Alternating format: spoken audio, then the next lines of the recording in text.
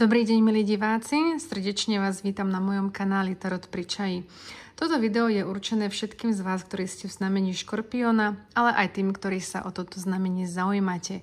Preto sa prosím pohodlne usaďte, spravte si kľudne aj váš obľúbený nápoj a poďme sa, milí Škorpióni, spoločne pozrieť na to, čo vás čaká v mesiaci november. Vyberieme teraz úvodné energie a pozrieme sa na to, o čom bude dnešné čítanie. Poďme na to.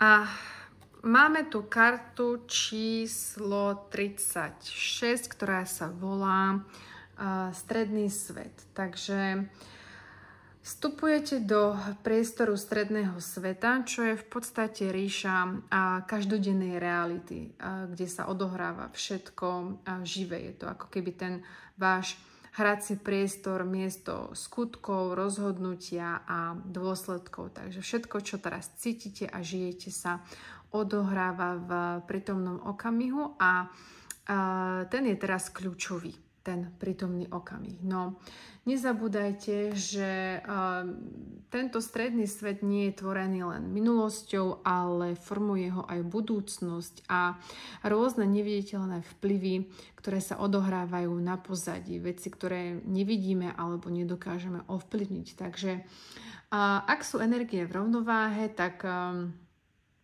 nebo aj zem vás podporujú. Ak nie, tak je časť zharmonizovať to, čo je hore, tak aj dole. Táto karta vám teda prináša správu a hovorí o tom, že okolnosti sú priaznivé pre akékoľvek nové projekty, rozhodnutia či zmeny, ktoré ste zvažovali, tak choďte smelo do toho, teraz je ten správny čas, máte zelenú.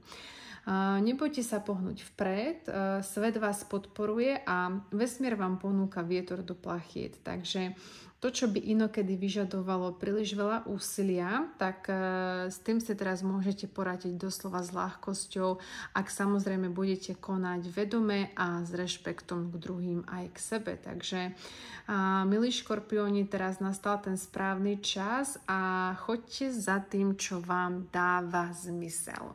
Tak. Veľmi pekná a zaujímavá úvodná energia.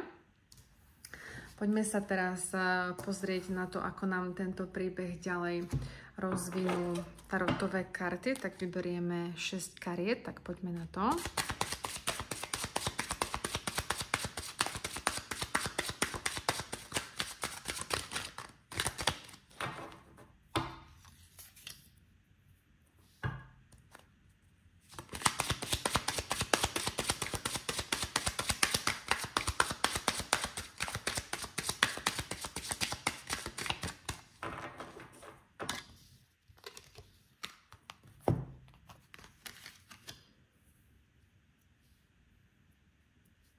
Tak ešte 3 karty.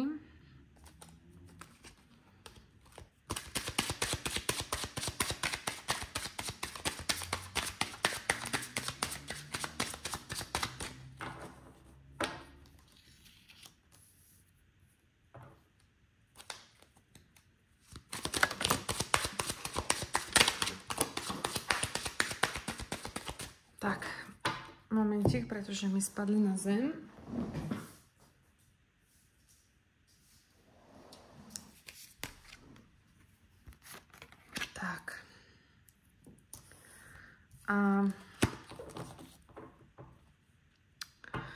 Na spodu balíčka máme 10 prútov.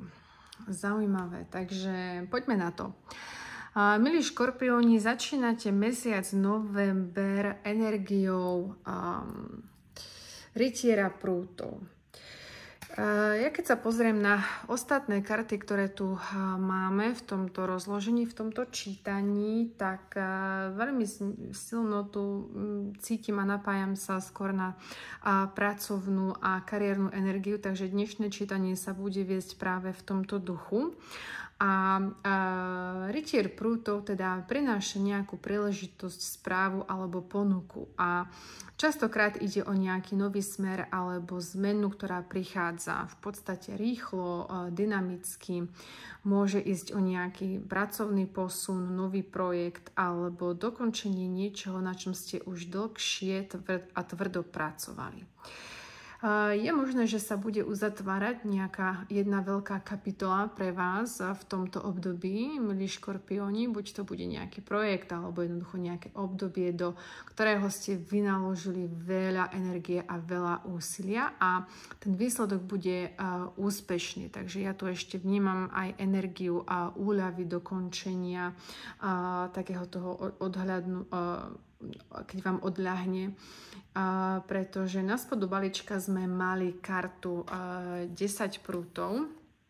Ja vám ukážem ešte raz. Mali sme tu kartu momentík. Budem potrebovať obidve ruky, lebo ten balíček má veľmi veľa kariet. Takže mali sme tu takto kartu 10 prútov.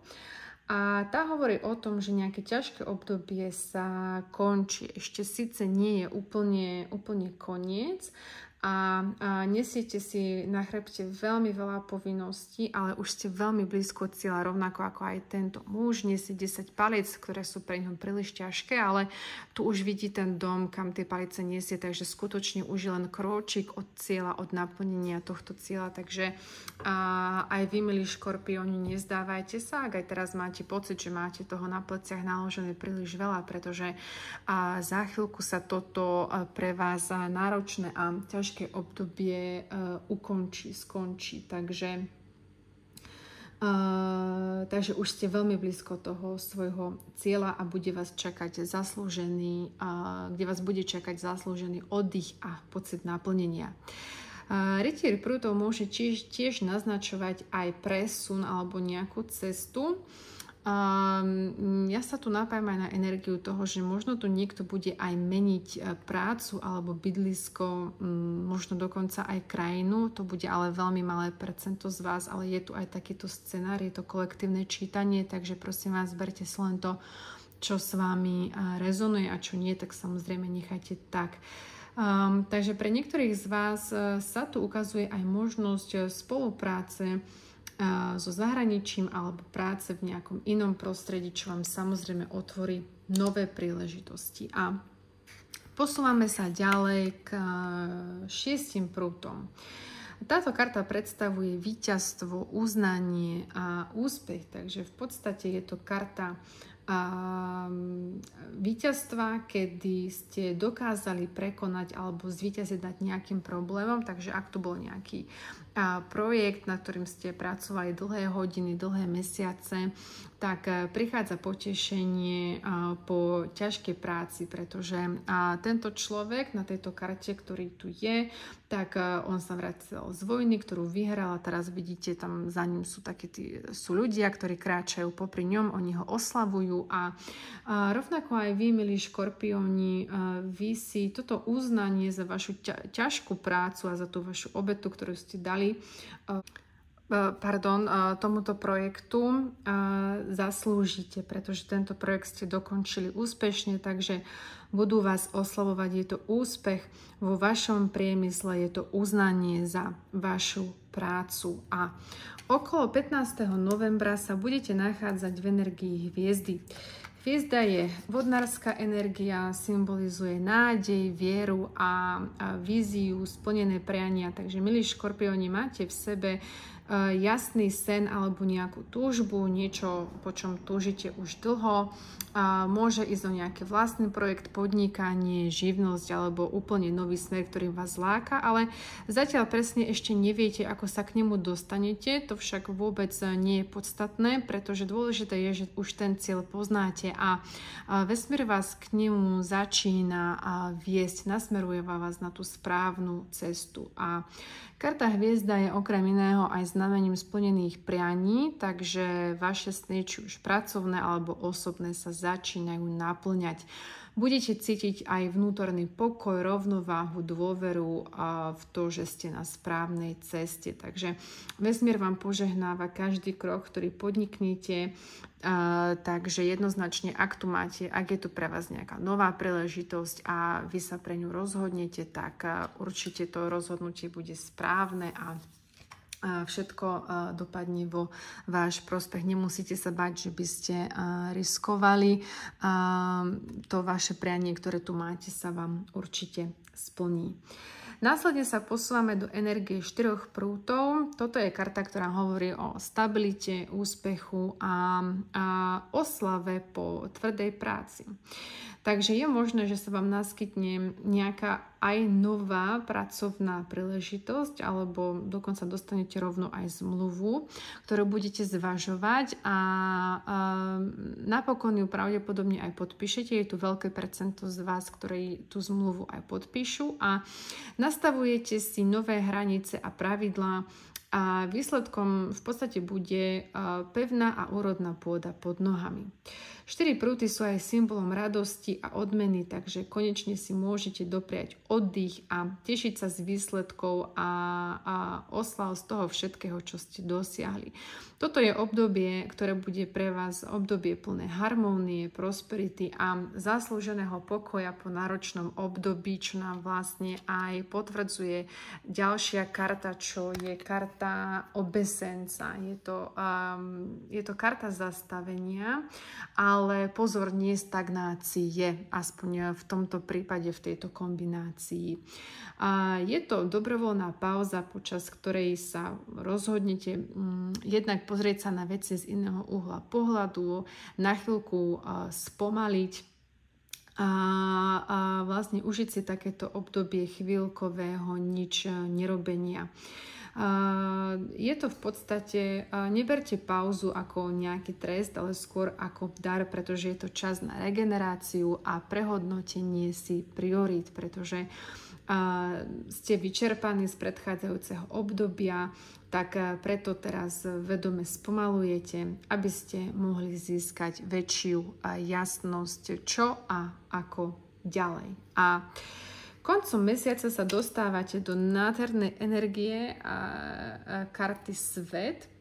Táto energia symbolizuje jednak uzatvorenie jedného cyklu životného a začiatok nového, takže pre niektorých z vás môže znamenať táto karta, a opakuje sa nám to tu už druhýkrát, aj zahraničnú spoluprácu, presťahovanie sa za prácou do iného miesta alebo aj krajiny. A každopádne je to aj, predstavuje to aj kontakt s inou, s cudzou kultúrou alebo s nejakým zahraničným partnerom. Takže je tu nejaký cudzí element, je tu niečo iné, než na čo ste boli doteraz zvyknutí. Karta Svet prináša expanziu, rozšírenie obzorov a vlastne naplnenie vášho dlhodobého cieľa. A je veľmi zaujímavé, že tá karta Sveta leží priamo pod kartou hviezdy, čo naznačuje, že pravdepodobne pre niektorých z vás škorpióni jedným z vašich veľkých snov alebo túžieb možno bolo pracovať alebo žiť v zahraničí a začína sa to naplňať už koncom novembra. Je to v podstate krásne završujúce obdobie splnených prianí, úspešných projektov, ale aj zaslúženého oddychu a nového začiatku, ktorý je už tu pre vás na obzore, milí škorpióni. Takže november pre vás prináša naplnenie a nové horizonty. A poďme sa ešte pozrieť na záverečný odkaz oraklovi k tomuto čítaniu. Tak, poďme sa na to pozrieť.